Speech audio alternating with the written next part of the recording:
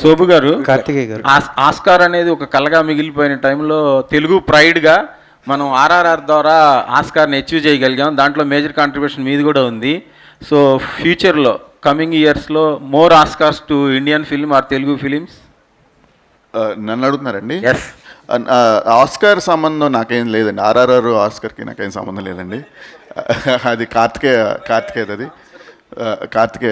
So I think that Karthikeya should answer that. Karthikeya, మీరు చెప్పండి. అది అంత ఈజీ కాదండి.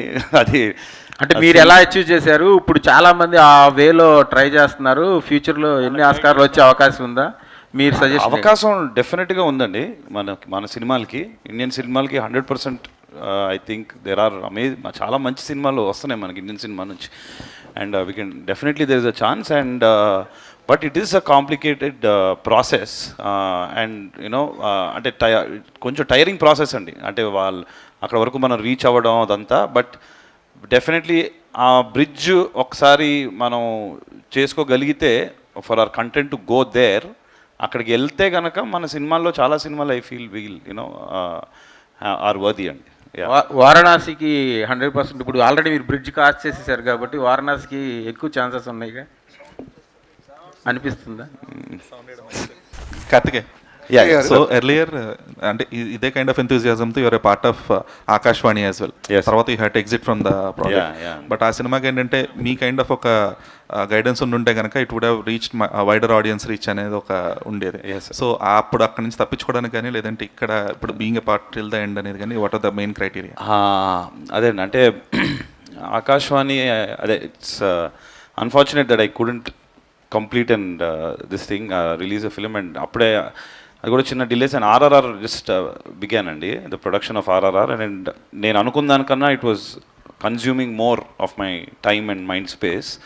And I was not able to give my 100% there or whatever I thought in contribute. And then అది నా వల్ల ఇంకా I didn't want to this thing. So Ashwin and me, the director, amicably spoke and he found another partner, and then it was done in a very good this thing. It's just that I didn't time leka. I didn't want. Yeah, that's how it happened. Karthikeya గారు. Sir hi sir. Sir first of all congrats sir, చాలా బాగుంది teaser. Thank you. టీజర్తో పాటు teaser cut చాలా బాగా చేశారు. అంటే ఒక టీజర్లో అంటే ఆడియన్స్కి ఎలా బజ్ క్రియేట్ అవుతుందో, ఆడియన్స్ని ఎలా థియేటర్ రప్పించాలో మీకు తెలిసిన మార్కెటింగ్ ఎవరికి తెలియదు. చాలా బాగా కట్ చేశారు టీజర్. సార్ అంటే రాజమౌళి గారి బ్రాండ్కున్న వాల్యూ కానీ, ఆయన దగ్గర ఉన్న మీకు అంటే మీరు ఒక సెకండ్ యూనిట్ డైరెక్టర్గా, మీరు కూడా ఒక క్రియేటివ్ పర్సన్గా ఆయన టీంలో ఉన్నారు. అంటే మీరు అనుకుంటే ఒక పాన్ ఇండియా అప్పీల్ ఉన్న సినిమా చేయటం పెద్ద ఇబ్బంది ఏం కాదు. అంటే మీరు ఇంత టైం స్పెండ్ చేస్తున్నప్పుడు, ఇంత టైం కేటాయిస్తున్నప్పుడు, కానీ వై దిస్ అంటే ఒక తెలుగు ఓన్లీ రీజన్కే పరిమితమైన ఈ సినిమా చేయడానికి రీజన్ అంటే ఈ సినిమా పర్టికులర్గా ఈ కథను తెలుగు ఆడియన్స్ చెప్పాలనుకోవడానికి రీజన్ ఏంటి సార్? అదే సార్, అంటే ప్రాసెస్ ముందు పాన్ ఇండియా సినిమా చేద్దాం అని స్టార్ట్ చేయము.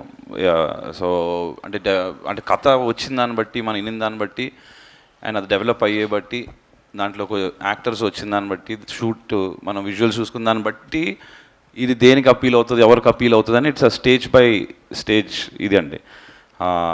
At least for you know films like this. So ఇది కథ విన్నప్పుడు ఇట్ కొత్తది, కొంచెం కొత్త కాన్సెప్ట్. అండ్ చాలామందికి రీచ్ అవుతుంది in terms of families. It's very, ఇందాక నేను అన్నట్టు కూడా కొంచెం heart warming film, very heart warming film. So ముందు because it is a new thing, first మనం కూడా చూసుకుందాం. తెలుగుకి అయితే we know will and first కూడా అదర్ లాంగ్వేజెస్, ఇప్పుడు ఆబ్వియస్లీ మా ఫాదర్ గారు ఉన్నారు కాబట్టి మళ్ళీ ఎలా కూడా చేస్తాము. అండ్ తర్వాత తమిళ్ లేకపోతే కర్ణాటక కూడా at every level we took that call. So again, so I hope that answers your question.